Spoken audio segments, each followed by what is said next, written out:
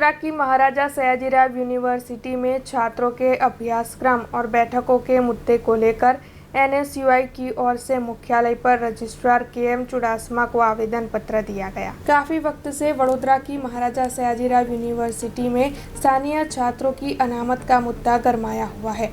हालांकि इस मामले में अभी तक कोई भी सही जानकारी नहीं दी गई है, तो वहीं यूनिवर्सिटी के छात्रों के अभ्यासक्रम को भी घोषित नहीं किया जा रहा है।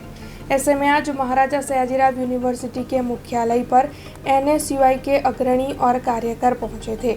एनएसयूआई के प्रमुख अमर वाघेला की अगुवाई में सूत्रोच्चार करते हुए इन सभी छात्र कार्यकरों की ओर से रजिस्ट्रार डॉक्टर केएम चुडासमा को आवेदन पत्र दिया गया और साथ ही ये मांग साझा की गई कि जल्द से जल्द छात्रों के अभ्यासक्रम से जुड़ी हुई जानकारी पोर्टल पर मुहैया करवाई जाए और साथ ही स्थानीय छात्रों की बैठक की अनामत के मुद्दे को लेकर भी महाराजा सयाजीराव यूनिवर्सिटी की ओर से कोई फैसला सुनाया जाए। आ विद्यार्थीओ त्रीजी वखत रजूआत करवा आव्या छे।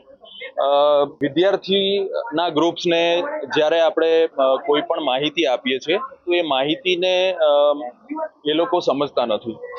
અમુક વખત એ થાય છે કે એક ગ્રુપ આવ્યું, બીજું ગ્રુપ આવ્યું, પણ દેખાદેખીની અંદર પણ વધારે વખત વિદ્યાર્થીઓ આવતા હોય છે। ખરેખર જે ઇસ્યુ બનાવવામાં આવે છે અથવા તો જે મુદ્દા ક્રિએટ કરવામાં આવે છે મુદ્દા જ નથી હોતા। આ જ ગ્રુપ ત્રીજી વખત આવ્યું છે। એમનો મુદ્દો એ છે કે કોટા રિલેટેડ ક્લેરિટી।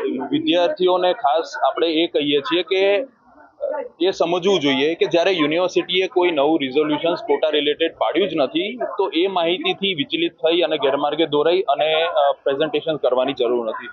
આજે પણ વિદ્યાર્થીઓને એ જ વસ્તુ સમજાવી કે રોજ ઉઠીને કોઈના કોઈ એક જ મુદ્દા ઉપર અલગ અલગ ગ્રુપ પ્રેઝન્ટેશન કરે તો યુનિવર્સિટીનો જવાબ પણ એ જ છે કે જ્યાં સુધીની અંદર નવું કોઈ રિઝોલ્યુશન બહાર નથી પાડ્યું ત્યાં સુધી જે જૂનું છે એને લઈને જ યુનિવર્સિટી આગળ ચાલતી હોય છે। જો કોઈ એની અંદર ડિફરન્સીસ હશે અથવા એની અંદર કંઈ નવું હશે તો ચોક્કસપણે within due course of time university એને જાહેર કરશે। અત્યારે વિદ્યાર્થીઓને એડમિશનની અંદર મેઇન ધ્યાન આપવાની જરૂર છે।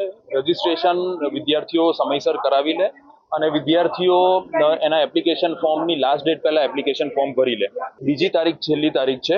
બીજી તારીખ સુધીમાં તમામ વિદ્યાર્થીઓએ ફોર્મ ભરાવી લેવાના છે અને એમના તમામ ડોક્યુમેન્ટ્સ અટેચ કરી અને ફોર્મ લોક કરવામાં આવશે। આજ રોજ એનએસયુઆઈ દ્વારા ત્રીજી વખત યુનિવર્સિટી વાઇસ ચાન્સેલરને આવેદન આપવામાં આવ્યું છે। જેવી રીતે યુનિવર્સિટીના સત્તાધીશો ક્યાંક ને ક્યાંક આજુબાજુની યુનિવર્સિટીઓ અને ખાનગી યુનિવર્સિટીઓને ફાયદો પહોંચાડવા માટે જે યુનિવર્સિટીનો ક્રાઇટેરિયા હતો 70% તેને ઘટાડીને 50% કરવાની તરફેણમાં હતા, પણ કન્ટિન્યુ એનએસયુઆઈ દ્વારા આંદોલન કરવામાં આવ્યા। સેનેટ મેમ્બરો સાથે લઈને ભૂતપૂર્વ વિદ્યાર્થીઓ સાથે લઈને આંદોલન કરવામાં આવ્યા। ત્યારે આજે રજિસ્ટ્રાર સાહેબને કહેવાની ફરજ પડી હતી કે જે ક્રાઇટેરિયા અમારો છે તે 70% જે ગયા વર્ષની પ્રમાણે અમે એડમિશન આપ્યા હતા એ પ્રમાણે જ આ વખતે કરવામાં આવશે। અને સાથે સાથે અમારી માંગ હતી કે જે યુનિવર્સિટીની ફેકલ્ટીઓની બેઠકો હતી એ કયા પ્રકારનું એનું ડિસ્ટ્રીબ્યુશન હશે, કેટલા ટકા વિદ્યાર્થીઓને એડમિશન મળશે, એસસી એસટીનો ક્રાઇટેરિયા શું હશે, ઓબીસી માટેનો ક્રાઇટેરિયા શું હશે અને જનરલ કેટેગરી માટેનો શું હશે તે વહેલી તકે જાહેર કરવામાં આવે। કારણ કે જીકેસના પોર્ટલની કાલે છેલ્લી તારીખ છે, તેના પછી યુનિવર્સિટીના પોર્ટલ પર રજીસ્ટ્રેશન ચાલુ થશે। સાહેબે એવું કીધું છે કે વહેલી તકે આની જે તમારી માંગ છે તેના પર અમે કામ કરીશું અને જે જૂના પ્રમાણે એડમિશન થયા હતા 70% પ્રમાણે એ જ પ્રમાણે આ વખતે બી ચાલુ કરવાનો અમે પ્રયાસ પૂરેપૂરો કરીશું। अब खबरों से लगातार अपडेट रहना हुआ आसान। बीआरजी न्यूज आपके मोबाइल स्क्रीन पर।